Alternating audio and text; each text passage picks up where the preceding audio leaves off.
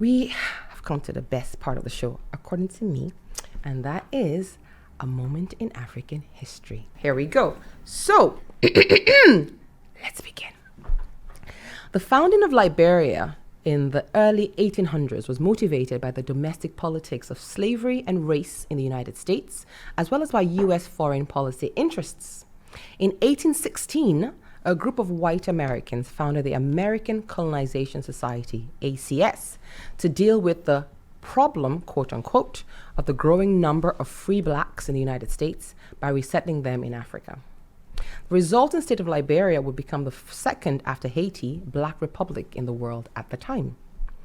Prominent Americans such as Henry Clay, Daniel Webster, and John Randolph were among the best known members of the ACS. Former President Thomas Jefferson publicly supported the organization's goals, and President James Madison arranged public funding for the society. The motives for joining the society were vast, as a range of people from abolitionists to slaveholders counted themselves as members. However, on the other hand, many abolitionists, both black and white, ultimately rejected the notion that it was impossible for the races to integrate, and therefore did not support the idea of an African American colony in Africa. Still, the ACS had powerful support, and its colonization project gained momentum.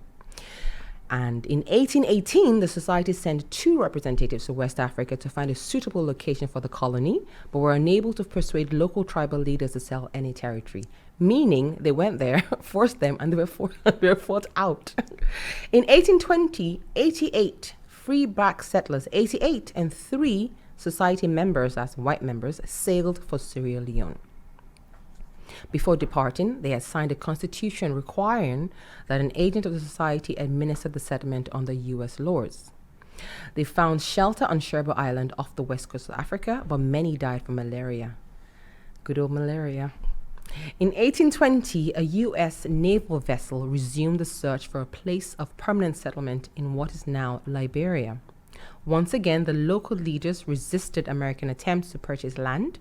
This time, the Navy officer in charge, Lieutenant Robert Stockton, coerced a local ruler to sell a strip of land to the society. The Jambo Island group, those who survived, moved to this new location, and other blacks from the United States joined them. The local tribes continually attacked the new colony, and in 1820, the settlers built fortifications for protection.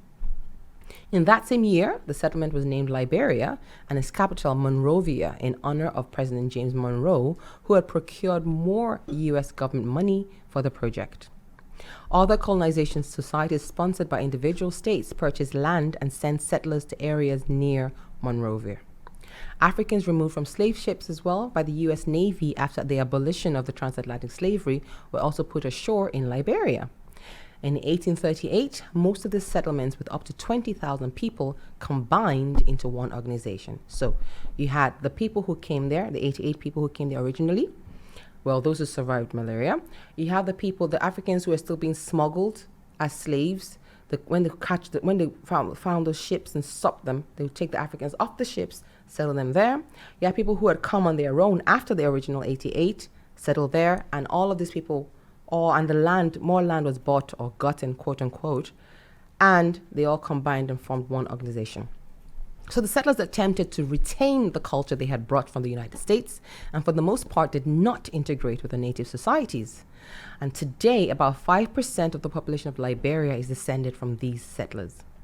The U.S. government had provided Liberia some financial support, but Washington expected Monrovia to move forward to self-sufficiency. Commerce was the first economic sector to grow in the colony. However, French and British traders continually encroached upon Liberian territory. As it was not a sovereign state, it was hard-pressed to defend its economic interests. The U.S. government lent some diplomatic support, but Britain and France had territories in West Africa and were better poised to act.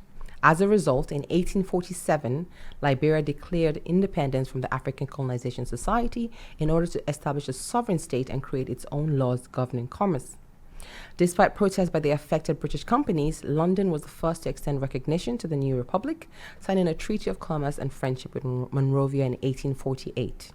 However, because of fears of the impact this might have on the issue of slavery in the United States, Washington did not recognize the nation it had played a role in creating. And On June 26, in 1847, Liberia declared its independence from America. Interestingly, the United States refused to acknowledge Liberia's independence until 1862, almost 20 years later, when the U.S. government ended the practice of enslavement during the American Civil War. The often stated claim that after the scramble for Africa, Liberia was one of the 2 African states to remain independent is misleading, because the indigenous African societies had little economic or political power in the new republic. Instead, all the power was concentrated in the hands of the African American settlers and their descendants, who became known as Americo-Liberians. In 1931, an international commission revealed that several prominent Americo-Liberians had actually enslaved indigenous people. The Americo-Liberians constituted less than 2% of Liberia's population, but in the 19th and 20th centuries, they made up nearly 100% of qualified voters. For over 100 years, from its formation in the 1860s until 1980, the Americo-Liberian True Whig Party dominated Liberian politics in what is essentially a minority-ruled one-party state. Though they were black, the Americo-Liberians created a cultural divide. From the day they arrived, they set about establishing an American rather than African culture.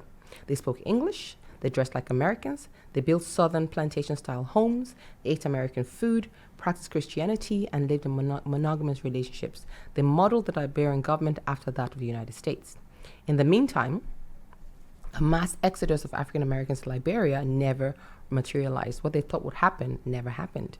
Though President Abraham Lincoln was open to promoting the idea, several abolitionists in his cabinet opposed it, some for moral considerations and others for the more practical reason of retaining sufficient labor and military forces for the future. The United States finally established diplomatic relations with Liberia in 1862 and continued to maintain strong ties until the 1990s. We all know what happened in the 1990s, but let's not talk about that.